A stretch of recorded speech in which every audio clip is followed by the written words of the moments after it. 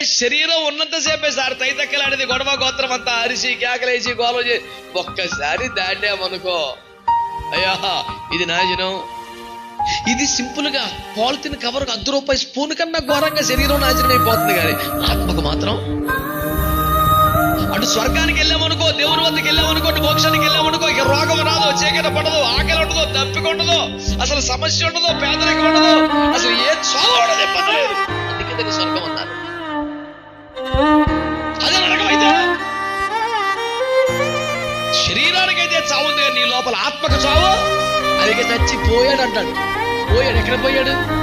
పోయారండి, చచ్చిపోయారండి. మరి లేదు కదండి, అనంత వాయువులో కలవడం దేవుడి దగ్గరికి వెళ్తాడు.